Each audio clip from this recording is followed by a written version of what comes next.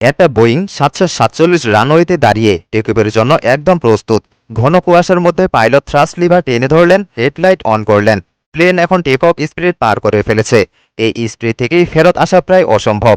হঠাৎ করে কুয়াশার মধ্যে এক ছায়া দেখা দিল, আর সেই ছায়াটা ছিল আরেকটা বোয়িং ৭৪৭, যেটা ছিল উল্টো দিক থেকে সেই একই রানওয়ের উপর মাত্র কয়েক মিটার দূরে। এরপর যা হলো সেটা কল্পনা করাও কঠিন। প্রশ্ন হলো, এমনটা হলো কেন? এয়ার ট্রাফিক কন্ট্রোল কি করছিল সে সময়?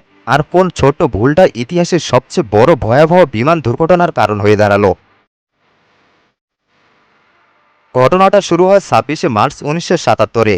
প্যান অ্যাম ফ্লাইট ১৭৩৬, একটি বোয়িং ৭৪৭ লস অ্যাঞ্জেলস থেকে ছাড়ে নিউ ইয়র্ক হয়ে ক্যানারি দ্বীপপুঞ্জের লাস পালমাসের উদ্দেশ্যে। ফ্লাইটটা চার্টার্ড হওয়ায় পুরোপুরি বুক ছিল।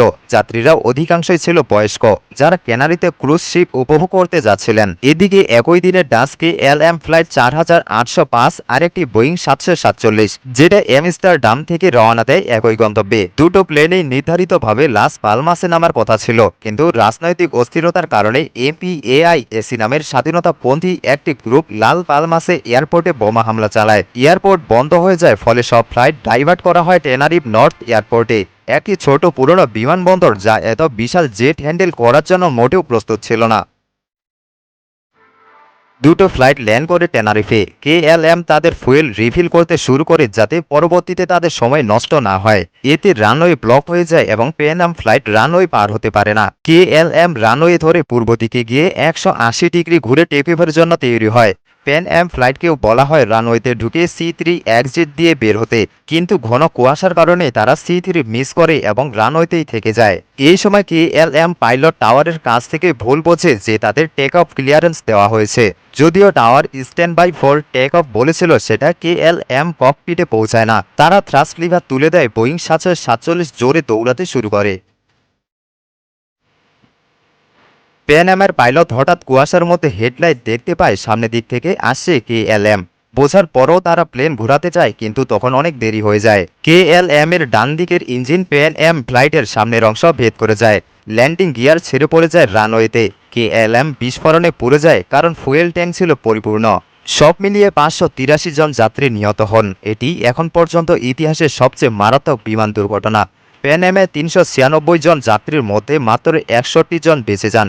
অন্যদিকে কেএলএম ফ্লাইটের সবাই প্রাণ হারান।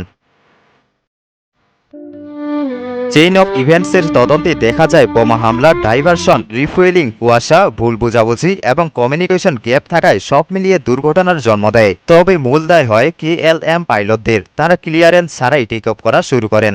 এই দুর্ঘটনার পর এভিয়েশন ইন্ডাস্ট্রি এক বিশাল পরিবর্তনের মুখোমুখি হয়।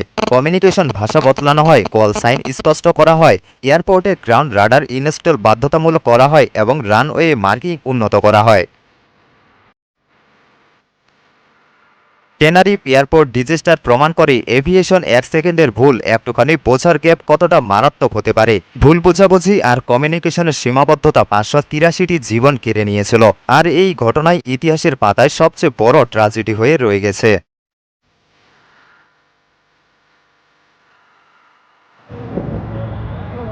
একটি শান্ত সকাল যেন প্রতিদিনের মতোই শুরু হয়েছিল, কিন্তু কে জানতো এই সকালেই হবে কতগুলো পরিবারের জীবনের সবচেয়ে অন্ধকার অধ্যায়।